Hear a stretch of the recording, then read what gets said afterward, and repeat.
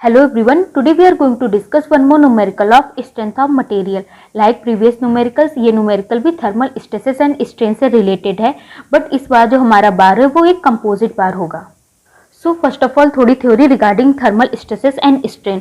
किसी बार को या किसी मटेरियल को हम जब उसका टेम्परेचर इंक्रीज या डिक्रीज करते हैं तो उसकी लेंथ में भी इंक्रीजमेंट या डिक्रीजमेंट होता है. अगर टेम्परेचर इंक्रीज हो रहा होगा तो जो लेंथ है वो इंक्रीज होगी, अगर टेम्परेचर डिक्रीज हो रहा होगा तो जो लेंथ है वो डिक्रीज होगी. बट अगर हम उसका एंड जो है उसको फिक्स कर दें और उसमें इंक्रीजमेंट एंड डिक्रीजमेंट ना होने दें, जैसे जैसे टेम्परेचर इंक्रीज या डिक्रीज हो रहा है उसके अकॉर्डिंग हम उसको फिक्स कर दें, कोई भी इंक्रीजमेंट एंड डिक्रीजमेंट ना होने दें, तो क्या होगा, जो हमारा बार है उसमें कुछ न कुछ स्ट्रेसेस डेवलप होंगे.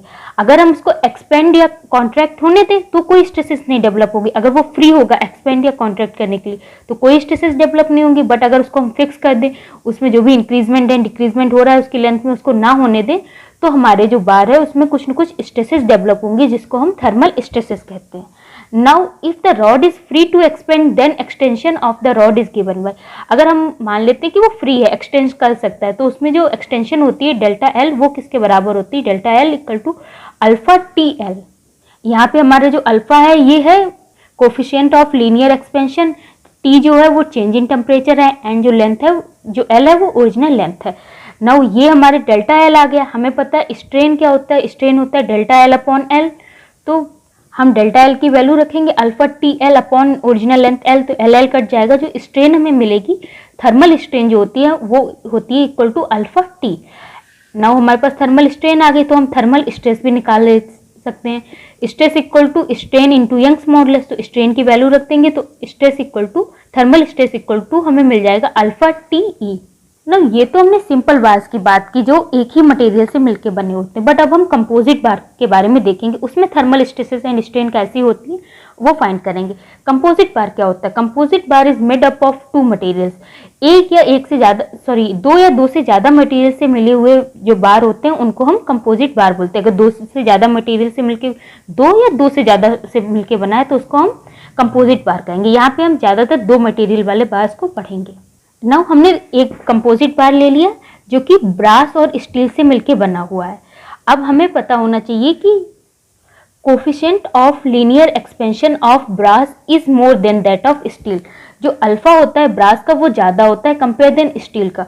तो जब इसके चेंज होगा, इसके टेम्परेचर में इंक्रीजमेंट होगा तो क्या होगा, ब्रास की जो डेल्टा एल है वो ज़्यादा इंक्रीज होगा कंपेयर देन स्टील का. बट हम क्या करेंगे, हम इसके जो एंड है इसको फिक्स कर देंगे, यानी अब दोनों में ही इंक्रीजमेंट या डिक्रीजमेंट जो भी हो रहा होगा वो इक्वल ही होगा. तो क्या होगा कि हम देखेंगे ओवरऑल जो हमारी इंक्रीजमेंट हो रहा होगा डेल्टा एल वो क्या होगा, जो हमारी ये ब्रास है उससे कम हो रहा होगा बट स्टील के इंक्रीजमेंट से ज्यादा हो रहा है. ये कब है, फ्री स्टेट में. फ्री स्टेट में हमारा बार यहाँ तक एक्सपेंड करेगा और स्टील बार, क्योंकि अल्फा कम है तो बार से कुछ कम करेगा. बट अगर हम इसके जो एंड है इसको फिक्स कर दें तो जो भी इंक्रीजमेंट और डिक्रीजमेंट हो रहा हो, जब ये फिक्स है तो इक्वल ही हो रहा होगा. तब हमें पता लगता है कि जो इंक्रीजमेंट हो रहा है वो हमारे ब्रास से कम हो रहा है एंड स्टील से थोड़ा सा ज्यादा हो रहा है, कुछ इस टाइप से हो रहा होगा. यहाँ पे कुछ थ्योरी लिखी है, आप इसको पढ़ सकते हैं.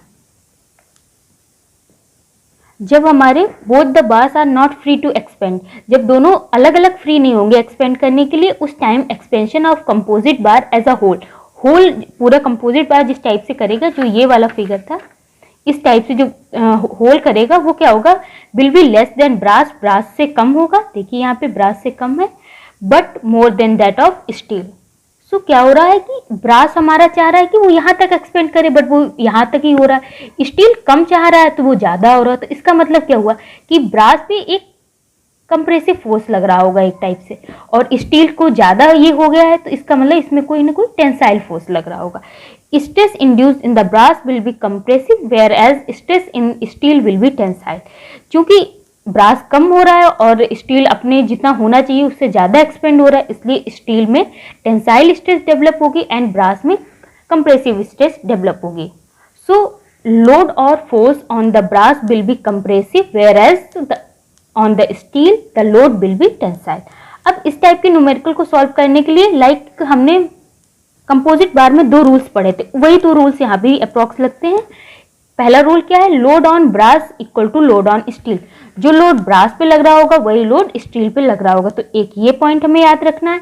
जो हमने पहले पढ़ा था तो वो पढ़ा था P equal to P1 plus P2, but यहाँ पे ऐसा नहीं, यहाँ पे क्या है P1 equal to P2 and actual expansion of brass equal to actual expansion of steel. दोनों में जो एक्सपेंशन हो रहा है दोनों में इक्वल हो रहा है। तो ये दो पॉइंट्स हमें याद रखने कि दोनों में जो फोर्सेस लग रहे होंगे वो भी इक्वल होंगे एंड दोनों में जो एक्सपेंशन हो रहा है वो भी इक्वल होगा। नाउ इन दोनों पॉइंट्स को थोड़ा और इलाबोरेट करें तो क्या हो जाएगा, लोड ऑन ब्रास कितना हो रहा होगा, हमें लोड पता है, लोड क्या होता है, sigma equal to load upon area होती है। तो लोड क्या हो जाएगा, सिग्मा इंटू एरिया। तो sigma B into area B जो है वो ब्रास के लिए हो जाएगा and sigma S into A S जो है वो लोड हो जाएगा स्टील के लिए। Now second one is actual expansion of steel कितना हो रहा होगा। अगर स्टील फ्री होती तो फ्री एक्सपेंशन ऑफ स्टील जो होता है वो alpha T L, alpha S T L होता है, बट स्टील में थोड़ा सा और ज़्यादा भी हो रहा है। ये यहाँ पे वैसे तो इतना ही होने वाला था, तो ये जो एक्सपेंशन हो रहा था वो क्या हो जाता है अल्फा टी एल, थर्मल जो एक्सपेंशन हो रहा था, बट यहाँ पे थर्मल से कुछ ज़्यादा भी हो रहा है, टेंसाइल फोर्स की वजह से थोड़ा ज़्यादा भी हो रहा है। तो उसमें हम ऐड कर देंगे expansion due to tensile stress in steel. Tensile stress की वजह से जो स्टील में एक्सपेंशन हो रहा है वो भी ऐड कर देंगे। वो क्या होता है, हमें पता है जो हमारी स्ट्रेन होती है equal to delta L upon L, तो ये वाला हमें और ऐड करना है। तो डेल्टा एल इक्वल टू क्या हो जाएगा, स्ट्रेन इंटू लेंथ। स्ट्रेन को हम sigma S, sigma upon Young's modulus लिख सकते हैं। तो एक्चुअल एक्सपेंशन ऑफ स्टील में ये तो हमारा जो थर्मल एक्सपेंशन हुआ है वो फ्री एक्सपेंशन ऑफ स्टील जो थर्मल की वजह से हुआ, फिर जो टेंसाइल फोर्स उसमें लगने लगा उसकी वजह से ये, तो ये हो जाएगा एक्चुअल एक्सपेंशन। इसी टाइप से जो हमारा ब्रास है उसमें एक्सपेंशन कम हो रहा है, फिर वैसे तो इतना होना चाहिए था लेकिन कंप्रेसिव की वजह से थोड़ा कम हो रहा है तो कंप्रेसिव वाला कर देंगे। सो स्टील में क्या हो रहा है, जो फ्री एक्सपेंशन है उससे कुछ ज़्यादा हो रहा है तो इसको ऐड कर दिया हमने टेंसाइल वाला, और हमारा जो ब्रास है वो उसमें एक्सपेंशन रियल में जितना होना चाहिए उससे कम हो रहा, होना तो इतना चाहिए था लेकिन थोड़ा कम हो रहा है, उसमें से हम माइनस कर देंगे जो कंप्रेसिव की वजह से कम हो रहा है उसमें। Now let's come to our question. Our question is, a steel rod of 20 mm diameter passes centrally through a copper tube of 50 mm external diameter and 40 mm internal diameter.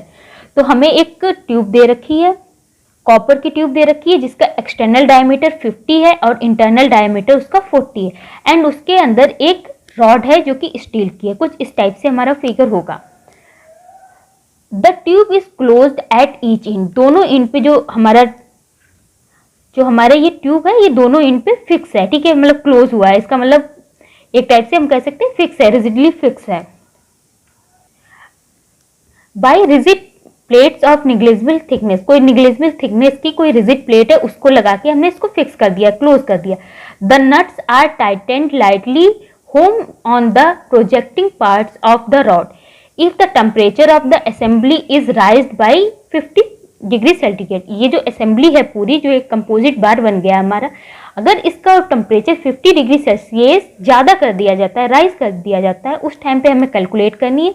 Calculate the stresses develop in the copper and steel, दोनों में क्या stresses develop हो रही होंगी वो करना है। हमें ई की वैल्यू दे रखी है for steel and copper and हमें अल्फा की वैल्यू भी दे रखी है दोनों के लिए, स्टील एंड कॉपर के लिए। तो यहाँ पे हमें क्या फाइंड करना है कि इन दोनों में स्ट्रेसेस क्या डेवलप हो रही होंगी, स्टील एंड कॉपर दोनों में। तो पहले हम एक तरफ स्टील का डाटा लिख लेते हैं, एक तरफ कॉपर का। स्टील का डायमीटर हमें 20 mm, जो स्टील की रॉड है उसका डायमीटर 20 mm दे रखा है। कॉपर के लिए इंटरनल एंड एक्सटर्नल डायमीटर दे रखा है। तो इसकी वजह से हम एरिया फाइंड कर लेंगे, स्टील का जो क्रॉस सेक्शन एरिया है एंड कॉपर का जो क्रॉस सेक्शन एरिया होगा वो फाइंड कर लेंगे। हमें यंग्स मॉडुलस दे रखा है, ये हमें GN में दे रखा है, तो गीगा न्यूटन में दे रखा, तो इसको हम न्यूटन में चेंज कर लेंगे। दोनों तरफ हम इसको न्यूटन पर mm स्क्वायर में चेंज कर लेंगे। गीगा न्यूटन पर मीटर स्क्वायर में दे रखा है, तो पहले हमने गीगा को न्यूटन में चेंज किया जिसके लिए 10 की पावर 9 से मल्टीप्लाई किया एंड फिर मीटर को हमने mm में चेंज कर लिया। सिमिलरली हमने यहाँ पे किया एंड हमें जो दोनों के लिए अल्फा की वैल्यू दे रखी है वो भी हम पुट कर लेंगे। मान लेते हैं कि जो स्ट्रेस होगी स्टील में उसको सिग्मा एस एंड स्ट्रेन को अपसाइलेंट एस मान लिया है एंड सिमिलरली हमने कॉपर के लिए सिग्मा सी और अपसाइलेंट सी मान लिया। अब हम हमारा जो पहला पॉइंट था हम उसको अप्लाई करेंगे। पहला पॉइंट क्या कह रहा था कि दोनों में जो लोड होंगे वो इक्वल होंगे। तो tensile load on steel, steel में हमें पता है टेंसाइल लोड लगेगा एंड जो हमारा कॉपर है उसमें कंप्रेसिव लोड लगेगा। स्टील में टेंसाइल और कॉपर में कंप्रेसिव लगेगा, ये हमें कैसे पता चला? ये हमें अल्फा की वैल्यू से पता चलता है। जो अल्फा की वैल्यू है वो स्टील के लिए कम है एंड जो कॉपर है उसके लिए ज़्यादा है। इसका मतलब कि स्टील में जो लगेगा वो टेंसाइल लगेगा एंड जो कॉपर में लगेगा वो कंप्रेसिव लोड लगेगा। दोनों के लोड्स को इक्वल किया हमने तो हमें एक रिलेशन मिल जाएगा sigma S and sigma C के बीच। नाउ अब हम सेकेंड पॉइंट अप्लाई करेंगे। हमारा सेकेंड पॉइंट क्या कहता था कि actual expansion of steel equal to actual expansion of copper, means दोनों के जो एक्सपेंशन हो रहे होंगे, एक्चुअल एक्सपेंशन वो दोनों के इक्वल हो रहे होंगे। तो एक्चुअल एक्सपेंशन ऑफ स्टील क्या होगा? स्टील में जो हमारा थर्मल एक्सपेंशन हो रहा है उससे कुछ ज़्यादा हो रहा होगा, तो उसमें हम ये ऐड करते हैं, टेंसाइल की वजह से जो हो रहा है उसको ऐड करते हैं। बट अगर हम कॉपर की बात करें तो कॉपर में रियल में इतना होना चाहिए बट थोड़ा कम हो रहा होगा, जो कंप्रेसिव की वजह से कम हो रहा होगा उसको हम माइनस कर देंगे। इस इक्वेशन से हम देखते हैं कि हमें दोनों को इक्वल करना है। हमने दोनों को इक्वल पुट कर दिया, जो एल है वो कट कर दिया, एल कट करने के बाद सारी वैल्यूज पुट कर दी। लाइक हमें अल्फा एस की वैल्यू पता है, टी की वैल्यू पता है, ई एस की वैल्यू पता है, अल्फा सी की वैल्यू पता है, ई सी की वैल्यू पता है एंड जो हमने यहाँ पे रिलेशन निकाला था sigma S and sigma C से, तो यहाँ पे हम सिग्मा एस की value in terms of sigma C put कर देंगे। हमने सिग्मा एस की value in terms of sigma C put कर दी। अब हमारे पास एक इक्वेशन है, एक वेरिएबल है, तो इसको हम इजिली सॉल्व कर लेंगे। तो हमें जो सिग्मा सी की वैल्यू मिलेगी वो मिलेगी 14.117 न्यूटन पर एम स्क्वायर। सिग्मा सी आ गई तो हम सिग्मा एस इजिली फाइंड कर लेंगे। आई होप आपको न्यूमेरिकल समझ में आया होगा। न्यूमेरिकल बहुत इजी है, बस हमें 2 पॉइंट्स याद रखने हैं। फर्स्ट वन इज कि दोनों में जो लोड अप्लाई हो रहा होगा वो इक्वल होगा एंड जो दोनों में एक्चुअल एक्सपेंशन हो रहा होगा वो इक्वल होगा। तो एक्चुअल एक्सपेंशन हमें देखना पड़ेगा, थोड़ा निकालना कि किस बार में टेंसाइल लोड लग रहा है एंड किस बार में कंप्रेसिव लोड लग रहा है, उसके हिसाब से हमें जो एक्चुअल एक्सपेंशन है वो निकालना है। एंड किस में टेंसाइल एंड किस में कंप्रेसिव लग रहा है ये डिपेंड करेगा अल्फा। जिसका अल्फा ज़्यादा होगा उसमें कंप्रेसिव लग रहा होगा लोड एंड जिसका अल्फा कम होगा उसमें टेंसाइल लोड लग रहा होगा। Thank you.